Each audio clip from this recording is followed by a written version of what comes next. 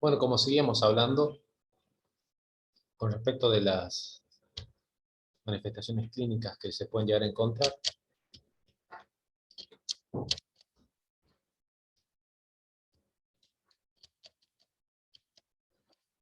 por ejemplo, esto es súper importante para que ustedes se puedan llegar a dar cuenta. Van a tener tendencia las personas con exposición crónica a glucocorticoides a ganancia de peso y obesidad central, es decir, tiene una típica distribución centrípeta, es decir, a nivel abdominal, a nivel de lo que es el tronco, una fascia redonda que van a encontrar en el libro, en el Argente, por ejemplo, como fascia de luna llena, y van a tener depósito de tejido adiposo a nivel de la nuca, que le llaman jiba de búfalo. La piel tiene tendencia a ser una rubicundez facial, la piel es más delgada, es brillante, tendencia a ser hematomas fáciles, y formación de estrías que son de color rojo. Sobre todo siempre tiene una distribución que viene a ser a nivel abdominal. El hueso, si uno le hace, por ejemplo, una densitometría ósea, tiene mayor tendencia a hacer osteoporosis. El músculo hacen, debido al mayor catabolismo proteico, tienen debilidad, tienen miopatía y se ve atrofia muscular. Entonces siempre suelen ser con una obesidad central los pacientes y con los brazos y piernas bien delgaditos. Tienen tendencia a producir hipertensión, aterosclerosis, y a nivel del metabolismo tienen intolerancia a la glucosa y predisposición a la diabetes. Yo me encontré con una paciente, por ejemplo, que la habían diagnosticado de diabetes en teoría, pero en realidad era una diabetes secundaria, justamente un síndrome de Cushing. El aparato reproductor, bueno, es semejante a lo que produce el hipotiroidismo, también disminución de la libido, amenorrea, ¿sí? A nivel del sistema nervioso central, como habíamos dicho, tendencia a irritabilidad o depresión. En algunos casos puede producir psicosis paranoide, ¿sí? Y en el sistema inmunitario, recordemos que los corticoides se utilizan como inmunosupresores, entonces al bajar las defensas, generan susceptibilidad, aumentar las infecciones, siempre los glucocorticoides producen un aumento en la elevación de los glóbulos blancos. Por eso siempre nosotros a veces nos llega un paciente con algún laboratorio que tiene glóbulos blancos altos y uno piensa automáticamente tiene una infección. Pero uno le pregunta, ¿usted no se inyectó, no se ha hecho un inyectal hace poco? Sí, me puse una Dexa, te dicen. Y justamente la leucocitosis en ese caso es secundaria justamente a los glucocorticoides. ¿Qué es lo que hacen en realidad?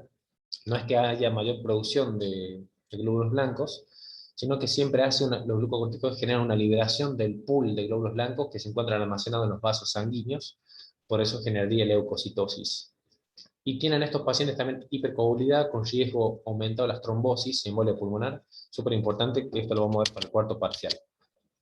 Lo que yo les había dicho, la distribución bien centrípeta de lo que viene a ser la grasa abdominal, bien ubicación a nivel centrípeto, es decir, en el centro del cuerpo. Vean cómo las piernas y los brazos son atróficos, justamente por el catabolismo proteico, tiene mayor acúmulo de grasa a nivel de la zona de la nuca, y suelen tener esa fascia rubicunda de luna llena, le suelen llamar. Esto es característico, que se ven esas estrías rojo carmesí o rojo nacaradas, van a encontrar la bibliografía, y que siempre tienen una distribución ascendente. Nada que ver con las estrías de una persona que ha subido o bajado de peso rápidamente, sino que esto es justamente por la debilidad de la piel, muy característico por la exposición o sobreexposición de los glucocorticoides. Bueno, para hacer el diagnóstico de este caso, de este síndrome, nosotros tenemos que hacer lo que es un club de orina, que es un colesterol libre urinario, que tienen que encontrarse valores más de 3 veces por arriba del normal. Un valor normal es entre 30 y 90 miligramos en 24 horas. Es decir, para esto hay que solicitarle al paciente que haga una recolección de orina 24 horas.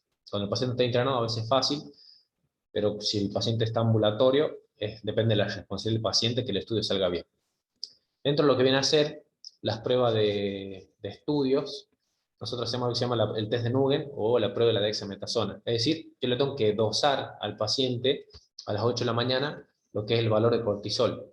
Pero la noche anterior se tiene que haber hecho una inyección de solamente 1 miligramo de dexametasona. Eso permitiría ver justamente si es que hay justamente una abolición de los valores de cortisol. Por ejemplo, en el caso de que yo le administro la dexametasona, yo al administrar el corticoide exógeno, que es la dexa, voy a generar que estoy inhibiendo la hipófisis Entonces, si inhibo la hipófisis, los valores de cortisol por la mañana van a ser bajos. En ese caso sería negativo. En el caso de que el paciente dé positivo, es decir, los valores de cortisol siguen siendo elevados, eso permitiría ver que justamente es un síndrome que es dependiente o independiente a STH. Suponiendo, en el caso que yo haya inhibido con la dexametasona el cortisol, me estoy dando cuenta que ese valor de cortisol es dependiente de ACTH, es decir, depende de la producción de ACTH que le estoy dando, ¿sí?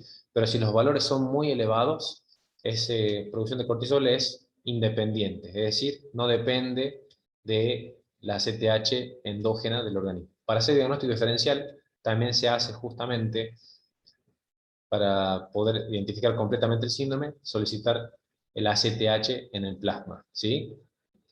La prueba con respecto para hacer el estudio de esto, con respecto a lo que es todos los síndromes tiroideos, uno puede decir, bueno, ¿y por qué no solicitamos simplemente cortisol y ACTH, así como hacemos para la tiroides? Porque la TSH y lo que viene a ser, mejor dicho, el cortisol, tiene lo que viene a ser un ciclo.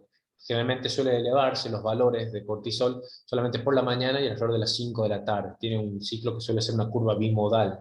No sucede así con lo que viene a ser las hormonas tiroideas. Por eso nosotros tenemos que tratar de inhibir ese ciclo para poder detectar si es que hay alteraciones en este síndrome. Vamos a ver lo contrario, lo que viene a ser la insuficiencia suprarrenal, es decir, cuando hay un déficit de glucocorticoides, ¿sí? Aquí decimos que es un síndrome clínico que es justamente originado por el déficit, ya sea parcial o total, de las hormonas córtico-suprarrenales. Recordemos que las hormonas de córtico-suprarrenales principalmente hablamos de glucocorticoides y mineralocorticoides. Decimos córtico-suprarrenales porque la médula produce las catecolaminas, adrena y noradrenalina. ¿Estamos? Entonces, vamos a ver principalmente tocar esto, los déficits de cortisol y de aldosterona. Con respecto a la prevalencia, no es tan frecuente estos síndromes, ¿sí? A veces la gente anda dando vueltas con cansancio, con déficit, digamos, de alguna otra alteración debido a esto, que ya vamos a ver los síntomas que produce, y a veces no se les diagnostica o tienen tendencia a tener hipotensión y no se sabe cuál es la causa, y aparentemente suelen ser estos problemas, suelen ser justamente insuficiencias suprarrenales. Solamente sean 5 o 10.000% dentro del 10.000% de la población. El origen más frecuente, para que ustedes se acuerden, es decir, por qué se produce la insuficiencia suprarrenal, es un origen hipotalámico hipofisario, es decir, sería secundario. Una prevalencia en 3 dentro de 10.000 personas, mientras que la primaria, que es cuando el problema es a nivel de la suprarrenal, solamente se da en 2 cada 10.000. Entonces, ¿cuál es más frecuente? La que es de origen central o secundaria. Se dice que la mitad es adquirida, ¿sí?, por la destrucción de las glándulas suprarrenales, ¿sí?, de estas causas, ¿no? Y la otra mitad es de causa genética, es decir, por bloqueos enzimáticos que pueden llegar a producir una alteración en la producción de los esteroides suprarrenales. Uno de estos ejemplos suele ser las hiperplasias suprarrenales congénitas, que son casos rarísimos de niños que nacen justamente con un desarrollo anormal de las suprarrenales por bloqueos enzimáticos, y eso altera la producción normal de los glucocorticoides. Es mucho más común la insuficiencia suprarrenal que se presenta con la gente que utiliza corticoides en forma crónica y los suspende. Por ejemplo, alguien tiene, supongamos, dolor de garganta. Por haber tenido dolor de garganta, lo que hacen las personas a veces se inyectan betametasona o se inyectan dexametasona, y ahí se están metiendo corticoides exógenos. Después llega el día que van a dejar de administrarse el corticoide, y eso va a generar que pueda hacer justamente una producción de un cuadro de insuficiencia suprarrenal, que sería justamente por esa supresión del eje. Porque acuérdense, nosotros si administramos corticoides exógenos, estamos inhibiendo a la hipófisis, entonces la hipófisis no va a producir más CTH y nuestras propias glándulas no van a producir posteriormente a esas dosis, no van a producir glucocorticoides, y ahí vendrían todos los síntomas debido a la insuficiencia suprarrenal. Bueno, esas son causas que son rarísimas, súper raras, y se necesitan hacer estudios genéticos para poder detectarlos.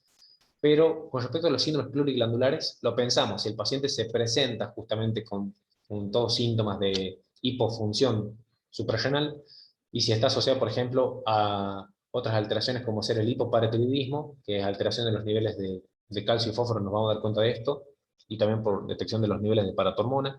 Si cursa también con candidiasis mucocutánea u otras enfermedades autoinmunes, o más fácil si el paciente cursa con síndromes de hipo o hipertiroidismo, insuficiencias ováricas primarias, sobre todo una mujer que no puede conseguir el embarazo, si tiene vitíligo, si tiene diabetes tipo 1, anemia perniciosa. Y estos cuadros ya son muchísimo más infrecuentes, de las que pueden ser causas primarias, es decir, por afectación de los suprarrenales. Esto sí podemos llegar a ver en contexto clínico, ¿sí? Por ejemplo, un paciente internado, la tuberculosis suprarrenal te puede producir una infección de las mismas y te generaría un cuadro de insuficiencia suprarrenal. Los cuadros de HIV, citomegalovirus, infecciones por hongos también, que sean sobre todo en contexto de personas con HIV o SIDA, infiltraciones suprarrenales que se puede dar ya sea por metástasis o por enfermedades infiltrativas como amilidosis, hemocromatosis, etc. A veces hemorragias suprarrenales que sean en contexto, por ejemplo, de las infecciones meningocócicas, que es lo que se llama el síndrome de Waterhouse-Friderichsen, el síndrome antifosfolipídico, a veces por fármacos, ¿sí? Por ejemplo, hay personas que hacen tratamientos crónicos con, por ejemplo, antifúngicos como el ketoconazol, y a la larga les llegan a producir justamente una insuficiencia suprarrenal, o personas en contexto de un tratamiento por enfermedad de Cushing, que hagan, por ejemplo, también una extracción de los riñones y que sin querer hayan sacado las suprarrenales, pueden llegar a producir también una insuficiencia suprarrenal. Dentro de las secundarias, ¿sí? Lo más frecuente son estos, los tumores hipofisarios, ¿sí? Ya sea un adenoma activo o inactivo, es raro los cánceres de hipófisis, y depende mucho del tamaño del tumor, pero otros síntomas que pueden estar asociados, que esto ya lo vimos cuando estudiamos los tumores del sistema nervioso central, ¿se acuerdan? Cursa con alteración del campo visual, como las hemianopsias, a veces van a cursar con hiperprolactinemia, es decir, valores elevados de prolactina, hipotiroidismo secundario, hipogonadismo. Hay otros tumores también a nivel de la región hipotálamo-hipofisaria, como los craniofaringiomas, meningiomas. La radiación de hipófisis también puede llegar a producir a la larga insuficiencia suprarrenal. Las hipofisitis autoinmunitarias son mucho más raras. Esto es frecuente en las apoplejías o hemorragias hipofisarias. Es común en mujeres que han tenido partos traumáticos, por ejemplo, ¿sí? Que es lo que se llama síndrome Sheehan. Tuvo un parto traumático, durante el parto traumático hace una necrosis o una hemorragia hipofisaria, y esas personas van a cursar justamente con hipotiroidismo, con insuficiencia suprarrenal, etc. Creo que hay un capítulo de Dr. House que pasa algo de esto. Infiltración hipofisaria, en el caso también, tuberculosis, sarcoidosis, también puede ya producir. Y por fármacos, es lo que habíamos dicho, lo que es la suspensión de una corticoterapia crónica. La siguiente diapo. Bueno, dentro de las manifestaciones clínicas, usted tiene que saber que son secundarias a las pérdidas de la producción de glucocorticoides. Para eso tenemos que recordar la función que cumplen los glucocorticoides, que ya hemos visto en la diapo anterior, y de los mineralocorticoides, ¿sí? Cuando hablamos de la secundaria, que en este caso es debido a la falla de la hipófisis, ¿sí? Se va a ver déficit de glucocorticoides solamente, ¿sí? Eh, Aquí la glándula va a estar intacta, entonces por eso todavía puede controlar lo que viene a ser el eje o el sistema renina-angiotensina-aldosterona. Entonces, este paciente no va a cursar con tendencia a la hipotensión, ¿sí? Las secreciones de andrógenos, recuerden que lo que es la capa fascicular de las glándulas suprarrenales también produce andrógenos, entonces va a estar alterado tanto en la primaria como en la secundaria, ya sea si hay una afección de la misma glándula, sería primaria, o de la hipófisis. Cuando hablamos también de enfermedad hipofisario hipotalámica, puede también cursar con otras manifestaciones por otros, afectación de otros ejes endocrinos, como habíamos dicho, también cursar con síntomas de hipotiroidismo, con alteraciones en lo que viene a ser en el crecimiento, o alteraciones justamente en la concepción en el caso de las mujeres. Si estamos hablando si hay un tumor, por ejemplo, si comprime el quiasma óptico, va a cursar justamente lo que es la hemianopsia bitemporal, es decir, los pacientes no pueden ver los campos temporales. En el caso de las insuficiencias suprarrenales, ¿sí? Iatrogénicas, que es lo que venimos hablando, que es por supresión del eje hipotálamo, hipófisis adrenal, que justamente las personas que toman corticoides crónicos, aquí los síntomas ¿sí? Están asociados con el déficit de los glucocorticoides, es decir, todo un síndrome de, por ejemplo, de insuficiencia suprarrenal, pero cuando ustedes lo ven al paciente, va a tener manifestaciones fenotípicas de una persona que ha tomado glucocorticoides en forma crónica. Es decir, una persona que toma, para redundar y para resumir, una persona que toma glucocorticoides en forma crónica va a ser un síndrome de Cushing, ¿sí? Esa persona lo llega a suspender al tratamiento, va a hacer todo por el déficit de producción de ACTH y falta de estimulación de las suprarrenales, va a ser todo un síndrome de insuficiencia suprarrenal y ha sido justamente por la supresión de estos síntomas. Usted tiene que acordarse, hay una mnemotecnia que está en la gente muy buena, que son las 3H y las 3A. El paciente cursa con astenia, adinamia, adelgazamiento, es decir, está con cansancio y también tiene anorexia. Astenia, anorexia y adelgazamiento. Es decir, va a tener falta de energía, va a tener fatiga, etc. Y va a tener también, en el caso de insuficiencia suprarrenal, suele cursar con una característica que es la hiperpigmentación, que ahí vienen las 3H, la hiperpigmentación, hipopotasemia, porque justamente, o hiperpotasemia mejor dicho, porque por el déficit de aldosterona no se puede retener el potasio, entonces va a haber justamente una hiperpotasemia, y debido a la hiponatremia genera hipotensión. Entonces son las 3A y las 3H, que eso lo van a encontrar en la gente. Entonces, como característica, la hiperpigmentación, que sería justamente por el exceso del ACTH. Esto en el contexto de los pacientes que tienen una falla primaria, es decir, que es la glándula la que no funciona. La ACTH puede estimular los melanocitos y estos pacientes cursan con hiperpigmentación. ¿Dónde se va a ver más esta hiperpigmentación? En las zonas de mayor flexión o que tenga mayor exposición a la luz solar. Pero cuando yo tengo una insuficiencia suprarrenal secundaria, es decir, cuando no es la hipófisis, cuando es la hipófisis la que no funciona, aquí el paciente va a tener déficit de ACTH, y si no tiene ACTH tampoco va a tener glucocorticoides. Entonces aquí, en lugar de tener hiperpigmentación, el paciente va a tener palidez marcada, ¿sí?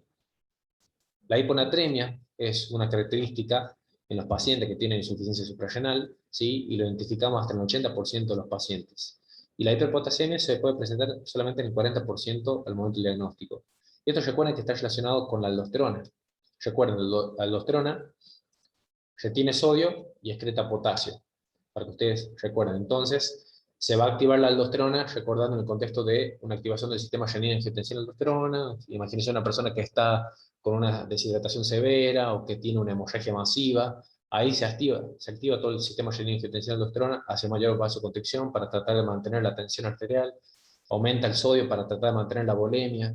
Entonces, si yo tengo déficit de aldosterona, voy a tener lo contrario. Voy a tener hiponatremia y voy a tener hiperpotasemia. Bueno, con respecto al tema de los signos y síntomas, que es lo que ya venimos hablando, un paciente que va a tener dolor abdominal, tendencia a la hipotensión, deseo de consumir sal, hipotensión arterial o hipotensión postural, va a tener hiponatremia, hiperpotasemia. eh, los síntomas debido al déficit de andrógenos tienen falta de energía, tienen la piel seca, prurito en las mujeres, pérdida de la libido, pérdida del vello púbico y axilar en las mujeres. Todo eso son características que dependen de los andrógenos sexuales.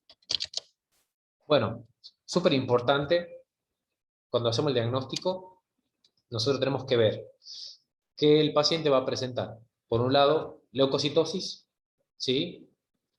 En el caso de que tenga un síndrome de Cushing, y tenemos que ver el ionograma. Si estamos ante una insuficiencia suprarrenal, el paciente va a tener hipernatremia, hiperpotasemia, perdón, potasio elevado en sangre, e hiponatremia, ¿sí? Y obviamente hacemos también las pruebas de lo que viene a ser el cortisol, ¿sí? En plasma, ¿sí? Que se mide a los 30-60 minutos después de una inyección de cosintropina, que es justamente una ACTH que viene a ser recombinante humana. Se puede hacer también dosaje de ACTH en plasma, renina y aldosterona, que eso es mucho más difícil de encontrar en los laboratorios. Muy bien, chicos. ¿Alguna duda hasta ahí? Si vamos compartiendo la...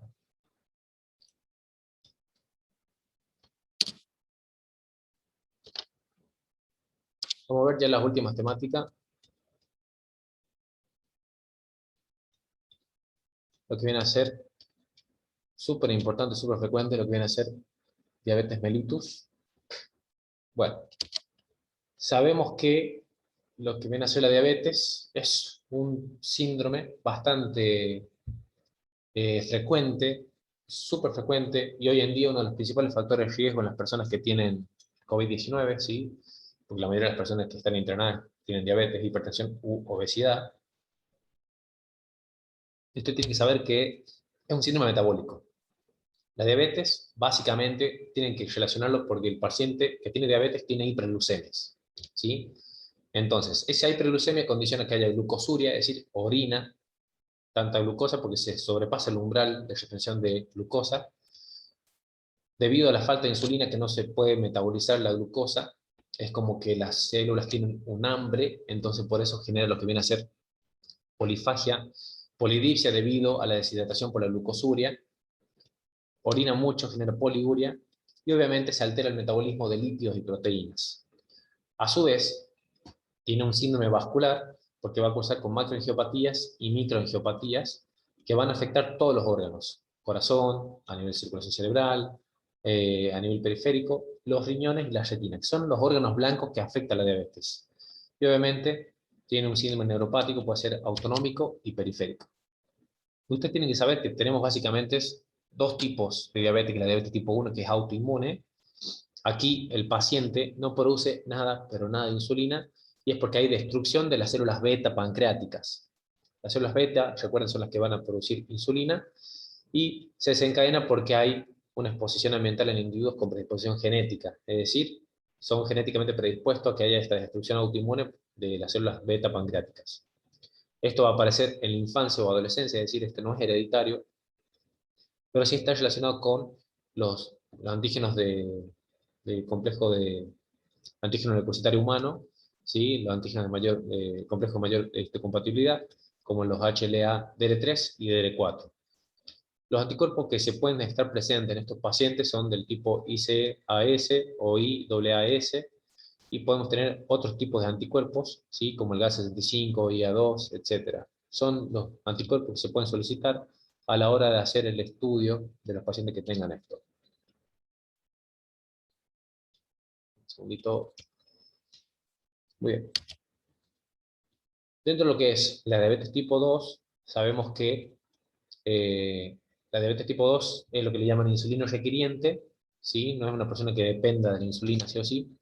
Aquí, inicialmente, los pacientes suelen tener concentraciones muy elevadas de insulina, sobre todo, como dijimos al principio de la enfermedad, pero esto está condicionado porque hay una resistencia periférica, ¿sí?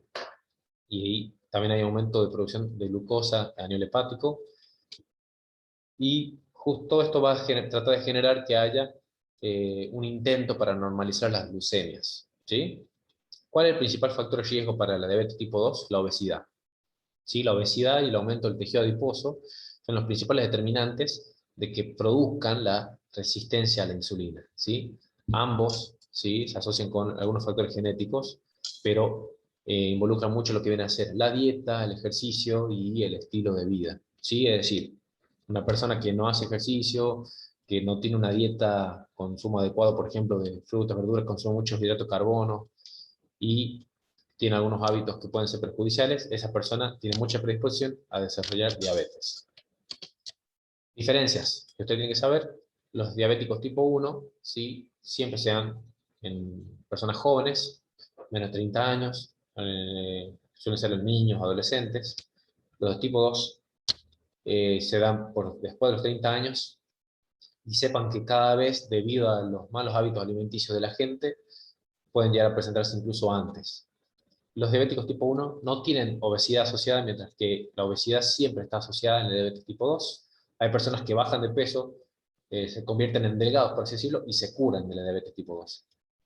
Los pacientes tipo 1 hacen tendencia a la cetosis, es decir, formación de cuerpos cetónicos. Los pacientes tipo 2 no tienen tendencia a la cetosis. Como decíamos, está asociado al antígeno leucocitario humano. Tienen anticuerpos contra las células beta y son susceptibles a complicaciones como ser ambos, tanto retinopatía y nefropatía. Muchas personas quedan en diálisis, ¿sí?, por la falla renal que hacen. Los pacientes de diabetes tipo 1 no tienen respuesta a los hipoglucemiantes orales, mientras que los pacientes tipo 2 al inicio se los suele utilizar como parte del tratamiento, y posteriormente ya tienen que utilizar insulina, y obviamente si uno hace una anatomía patológica, vamos a ver que tiene pérdida de las células beta, pérdida de los islotes, de cúmulos de células beta, mientras que estos pacientes tienen un islote más pequeño, de aspecto normal, y puede haber depósito de amiloide. Hay otros tipos de diabetes, como ser la MODY o diabetes eh, del adulto en el joven, ¿sí? Se da ante los 25 años, que es el grupo que habíamos dicho hace un ratito, que son justamente personas que tienen genética para predisponer a desarrollar una diabetes, pero se presenta antes de los 30 años, ¿sí? O la LADA, que es en inglés, que es una diabetes autoinmune de inicio tardío. Aquí son anticuerpos contra los islotes, anti-GAD o anti-insulina, y van a dar la clínica de la diabetes tipo 1. Es decir, es como una diabetes que se da en los niños o en los adolescentes, pero se presenta tardíamente. Bueno, esto con respecto a una actualización que hubo de la ADA, ¿sí? De la Asociación Americana de Diabetes, eh, las pruebas que son necesarias para hacer el diagnóstico, ¿sí? Esto es pregunta-examen. Es decir, una persona, para poder hacer diagnóstico de diabetes, se necesita tener una glucemia mayor de 126, ¿sí? Con 8 horas de ayuno previo. Se puede solicitar lo que es una prueba de tolerancia oral a la glucosa, en la cual tiene que tener, por ejemplo, a las 2 horas de administrar 75 gramos de glucosa disuelto en agua, tiene que tener más de 200, eso haría una prueba positiva. Y obviamente en pacientes que tienen síntomas clásicos, poliuria, polidipsia, polifagia, glucosuria, etc., vamos a encontrar que al azar nosotros le vamos a encontrar valores mayor de 200. También la ADA ha incorporado lo que vienen a ser los valores de la A1C, que es el tipo de hemoglobina glicosilada, ya vamos a ver qué es eso, mayor de 6,5, ¿sí?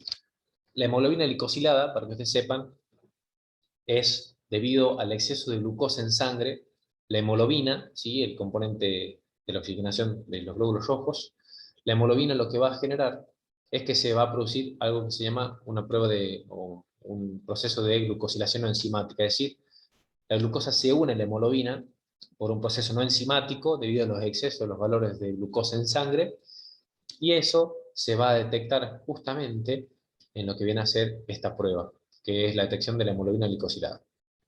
Mientras, si una persona tiene un valor más de 6,5, yo ya puedo hacer el diagnóstico de diabetes. Bueno, con respecto a algunas recomendaciones, hacer la prueba de hemoglobina glicosilada en los pacientes, ¿sí? Que cumplen el objetivo de tratamiento. Eh, Esto fue una recomendación de la Asociación Americana de Diabetes en el 2019.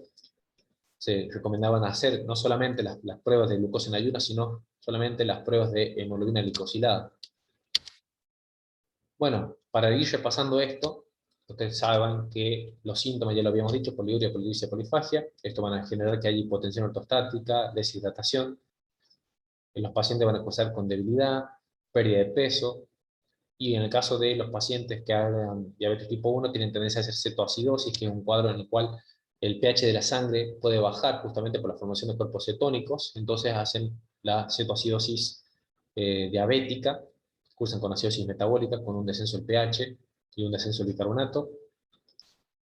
Los pacientes con diabetes tipo 2 tienen tendencia a hacer un coma hiperosmolar. Dentro de las complicaciones, como habíamos dicho, pueden ser microangiopáticas, afectando los ojos, es decir, la retina, los riñones y los nervios periféricos. Y los compromisos de grandes vasos van a generar tendencia a producir macroangiopatías, que son las placas de ateroma. Lo que había dicho, la glucosilación avanzada, que estos son los procesos por los cuales se generan todas estas alteraciones. Los niveles, como habíamos dicho, son muy elevados, entonces la glucosa empieza a unirse a las proteínas, en este caso a la hemoglobina, generando estos productos de glicosilación avanzada. No utilizan enzimas, por eso se llama glucosilación no enzimática también. Puede producirse una hiperglucemia también intracelular, con alteración de la vía de los polioles. Esto va a generar a largo plazo, ¿sí? Que ingrese justamente glucosa a la célula, se metaboliza a sorbitol y posteriormente a fructosa. Esto aumentaría la osmolaridad celular, ingresando agua y esto haría, por ejemplo, a nivel del cristalino que se opacifique. Por eso las personas con diabetes tienen tendencia a hacer cataratas. Y por último, activación de la proteína C, que esto promovería la neovascularización de la retina, ¿sí?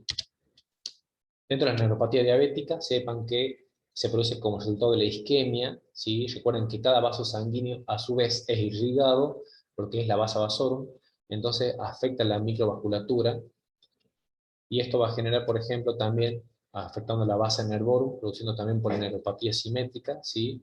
Esto es característico cuando habíamos visto las polineuritis, ¿se acuerdan? Cuando vimos dentro de la clase de síndrome de segunda motoneurona. Acá la polineuropatía simétrica es más frecuente, que afecte las porciones distales de los miembros, es decir, los pies y las manos. Por eso dice que tiene una distribución en media y en guante. Estos pacientes tienen pérdida de la sensibilidad táctil, vibratoria, propioceptiva o térmica, y obviamente predispone a hacer lesiones o úlceras.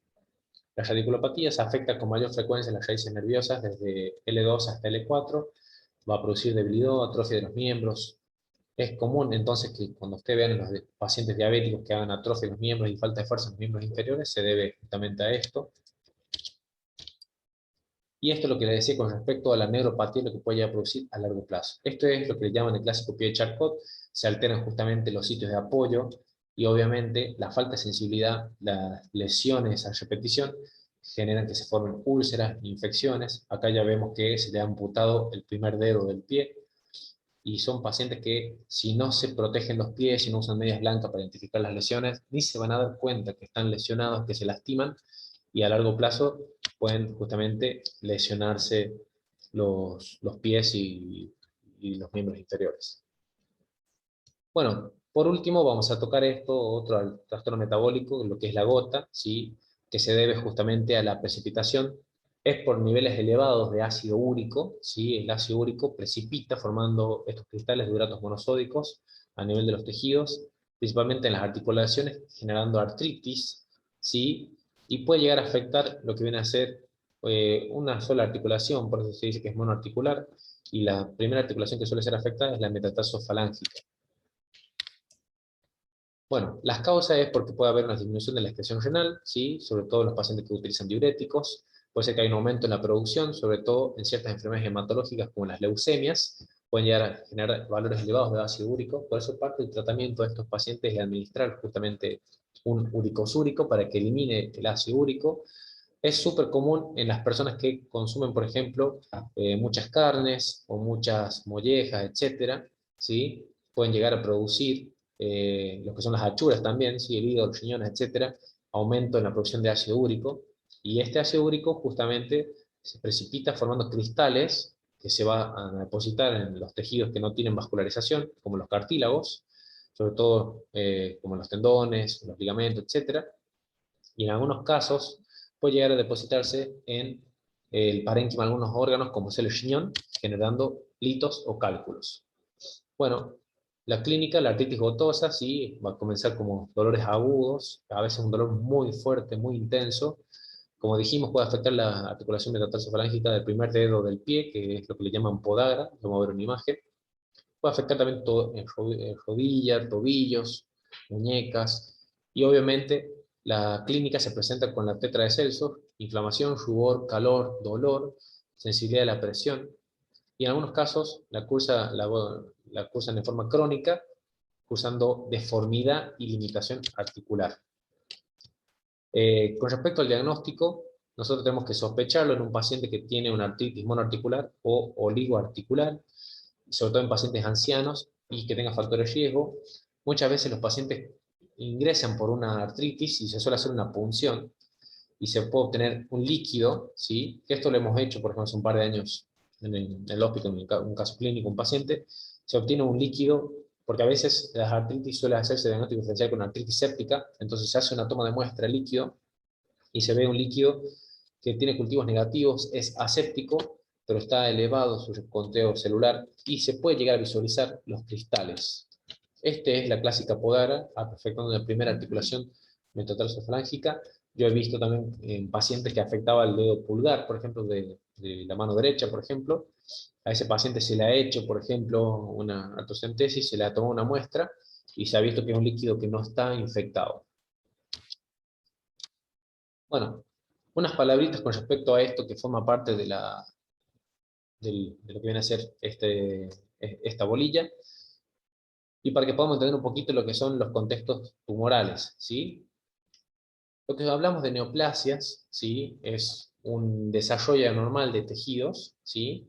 Y que tiene un crecimiento que está alterado con respecto a los tejidos normales y que va a persistir de modo excesivo una vez que cesó el estímulo que provocó el cambio que indujo justamente la aparición de este crecimiento anormal.